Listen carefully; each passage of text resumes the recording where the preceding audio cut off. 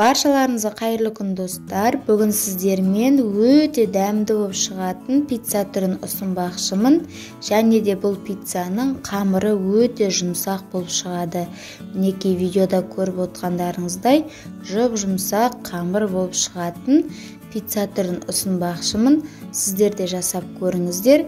Видеоның соңына дейін қараңыздар. Осындай екі үлкен пицца түрін жасайтын боламыз. Ең алдымен қамырын дайындап аламыз. Мен алдын ала қамырды дайындап қойғанмын. Бұл қамырдың рецептісі менің каналымда духовкаға пісірілген пирожки деп аталынатын видеомда көрсетілген. Сол видеодан қарап жасасаңыздар болады. Дәл сол қамырдың рецептісі.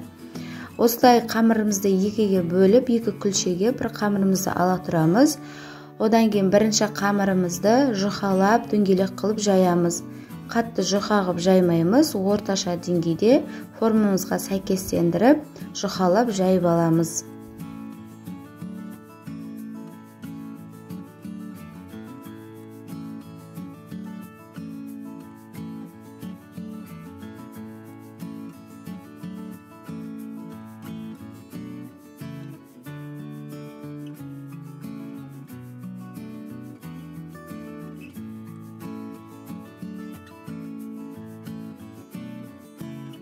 Мінекей достар, біздің қамырымыз жайылды. Қатты жұқа емес, қалың да емес, орташа қылып осылай жайып аламыз.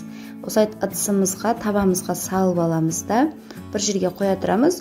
Қамырымызды, екінші қамырымызды да дәл сондай қылып жаямыз.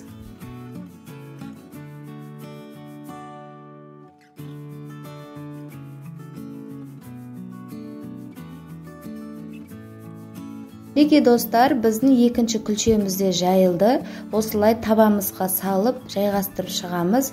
Бізде осындай екі үлкен қамыр шықты.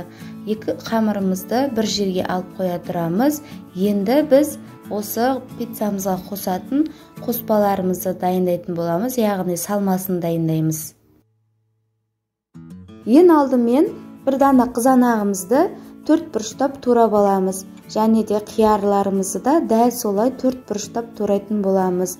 Тәтті бұрыш, шұжықты да төрт бұрыштап турап, барлығын ыдысқа салып қоя тұрамыз. Ең соңында үкіштен өткізілген сырымызды саламыз. Негізінде пиццаның қоспалары әртүрлі болады. Көбінесе тұздалған қиярды қосады. Және де осы фарштарымызды қуырып қосып атады. Көбінесе тауық етін де қосады.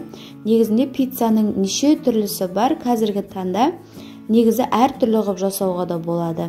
Мен бүгінгі таңда бүгінгі екі пиццамды дәл осы қоспалармен жасайтын боламын.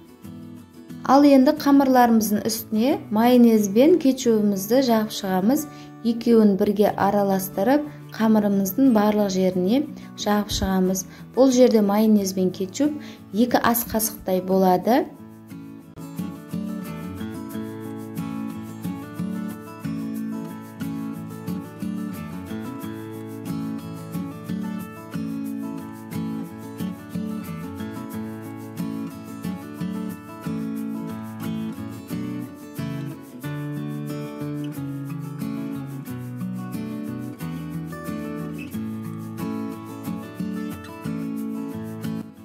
Достар, біз қамырларымызға майонез бен кетчупты жағып шықтық. Енді жаңағы төрт бұрыштап тураған көкөністерімізді салып шығамыз.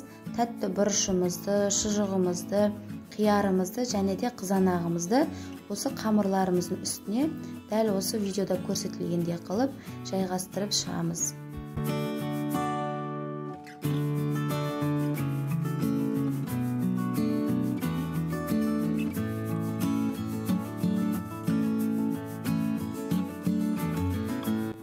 Ал енді екінші күлшемізге де дәл солай майонез бен кетчупты салып, екеуін біріктіріп, араластырып, осы қамырдың үстіне жағып шығамыз.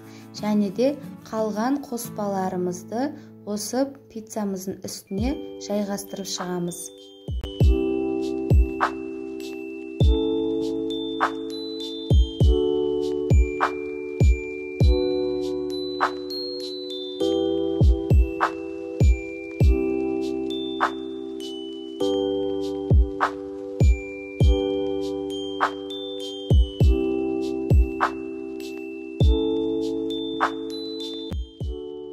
Ал енді біз пиццаларымызды дайындап болдық. Осы сырымызды үккіштен өткізіп, майда үккіштен өткіземіз. Содан кейін осы екі пиццаның үстіне екеуінде сүйіп шығамыз, бірдей сүйіп шығамыз сырымызды. Сырды негізінде көп қосқан дұрыс, сол кезде пиццамыз дәмді болады. Және де осы сырымыз қамырға сіңіп, әдемі болып шығады. Сондықтан неғұрлым сырды көп қосқандарыңыз дұрыс. Достар, енді пиццамызды 180 градуста кем дегенде 20-30 минуттай пісіріп аламыз.